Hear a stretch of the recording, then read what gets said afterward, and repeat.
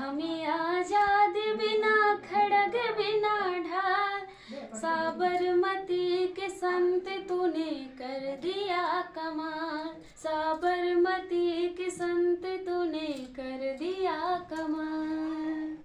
Hello दोस्तों, welcome to my YouTube channel. Friends, जैसा कि आप सभी लोग जानते हैं, हमारी गांधी युग की सीरीज चल रही थी जिसमें हमने 3 वीडियो ऑलरेडी अपलोड कर दिया है। फर्स्ट वीडियो में हमने सीखा था गांधी जी की सारी उपाधियों के बारे में, और इसके बाद सेकंड वीडियो में हमने गांधी जी का परिचय सीखा था, और थर्ड वीडियो जो कि कल शाम को अपलोड हुई है उसमें हमने जलियांवाला बाग हत्याकांड के बारे में कुछ पॉइंट कंप्लीट किए थे और कुछ रह गए थे पॉइंट, तो उसको हमने पार्ट 2 में इंक्लूड किया है।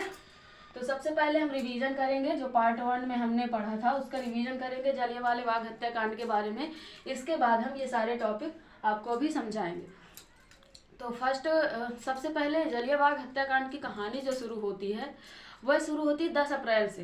10 अप्रैल 1919 से 10 अप्रैल 1919 को जो सैफुद्दीन किचलू और डॉक्टर सत्यपाल जी, ये 2 राष्ट्रवादी नेता थे, जब इनको गिरफ्तार कर लिया गया था 10 अप्रैल 1919 को इनको गिरफ्तार कर लिया गया।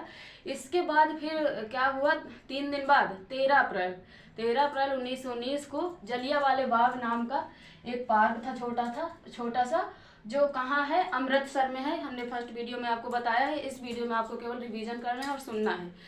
तो अमृतसर में ये पार्क पड़ता है, वहीं एक बहुत विशाल जनसभा का आयोजन किया गया था जिसमें ज़्यादातर बुजुर्ग, स्त्रियां और बच्चों ने बढ़ चढ़कर भाग लिया था। और यह जो आयोजन था इसको बहुत ही शांतिपूर्ण करना था।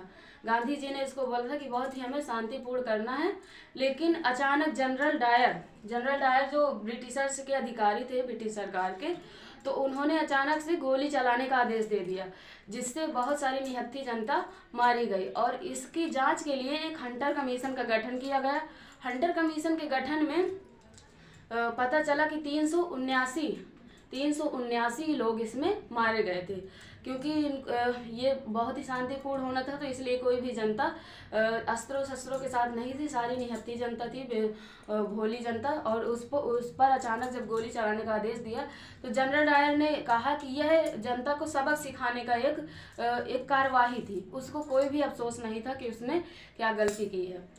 इसके बाद अगर हम बात करें, इसके बाद फिर जब जनरल डायर वहाँ इंग्लैंड गए तो इंग्लैंड में इनका पैसे इकट्ठा करके बहुत ही इनका स्वागत किया गया कि बहुत अच्छा काम करके आए, उनको कोई पछतावा नहीं था। इसके बाद जब तो जो हंटर कमीशन की जो रिपोर्ट आई थी तो उस पर गांधी जी ने एक कथन बोला था, उसको भी आप लोग नोट कर लीजिएगा। इसके लास्ट वीडियो में हमने बताया था, पन्ने दर पन्ने निर्लज्ज सरकार की लीपापोती। गांधी जी ने इस रिपोर्ट के बारे में क्या बोला था, पन्ने दर पन्ने निर्लज्ज सरकार की लीपापोती बोला था।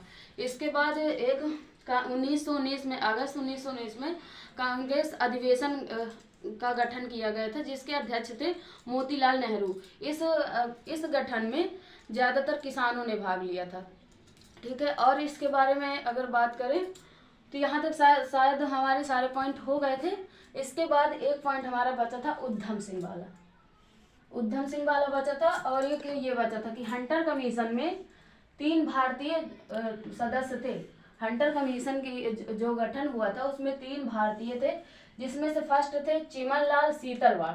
कौन थे? चिमनलाल सीतलवाड़। और सेकंड थे सुल्तान अहमद, और थर्ड थे जगत नारायण। थर्ड कौन थे? जगत नारायण। फिर इसके बाद जलियांवाला बाग हत्याकांड की जांच हेतु एक समिति बनाई गई थी। जलियांवाला बाग हत्याकांड की जांच हेतु एक समिति बनाई गई थी, जिसके अध्यक्ष जो थे मदन मोहन मालवीय इसके अध्यक्ष थे। और इस समिति में कुछ अन्य भी थे, जैसे कि मोतीलाल नेहरू, महात्मा गांधी, CR दास, इनको चित्तरंजन दास बोलते हैं, बदरुद्दीन तैयब और MR जयकर।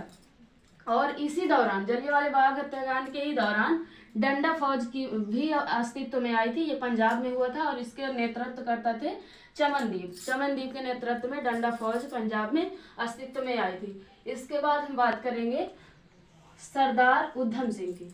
उधम सिंह ये वे व्यक्ति थे जो जलियांवाला बाग हत्याकांड में जब जनरल डायर ने गोली चलाने का आदेश दिया था, तो इनका पूरा परिवार जो है उस कांड में मारा गया था। तो इन्होंने बदला लेने के लिए, ये बदला लेने के लिए माइकल ओडायर के पीछे पड़ गए थे। जहाँ ये जाते थे हर जगह जाते थे, लेकिन कहीं पर ये सफल नहीं हुए। फिर 13 मार्च 1940 को कैक्सटन हॉल, ये लंदन में है कैक्सटन हॉल, यहाँ माइकल ओडायर को इन्होंने 21 वर्ष बाद ये 2 बना है, 21 वर्ष बाद गोली मारकर इनकी हत्या कर दी। और ये माइकल ओडायर कौन थे? ये थे पंजाब के लेफ्टिनेंट गवर्नर थे 1919 में, जब ये हत्याकांड हुआ था तब ये लेफ्टिनेंट गवर्नर थे। तो और इसके बाद उधम सिंह को 31 जुलाई 1940, 13 मार्च को इन्होंने इसको गोली मारा। इसके बाद 31 जुलाई 1940 को पेंटोन विले जेल, ये लंदन में पड़ती है, लंदन में पेंटोन जिले जेल में इनको फांसी दे दी गई। तो दोस्तों आई होप कि आपको वीडियो समझ में आई होगी। इसमें हमने जलियांवाला बाग हत्याकांड के बारे में सारे पॉइंट कंप्लीट करा दिया है। और अगर आप बुक जानना चाहें तो ये बुक आपकी जो महेश कुमार बड़वाल सर की इतिहास का संक्षिप्त सार है, उसी के ये सारे टॉपिक हैं। आपके पास अगर बुक है तो आप उससे पढ़ सकते हैं, रिवीजन कर सकते हैं। और ये हमने पॉइंट टू पॉइंट सारे आपके वीडियो में करवा दिया है। अगर आपको वीडियो हेल्पफुल लगी हो तो आप वीडियो को ज़्यादा से ज़्यादा शेयर करिए, लाइक करिए और चैनल को सब्सक्राइब जरूर कर लीजिएगा, ताकि हम आगे लाइव क्लास भी आपको दे पाएँ। Thank you.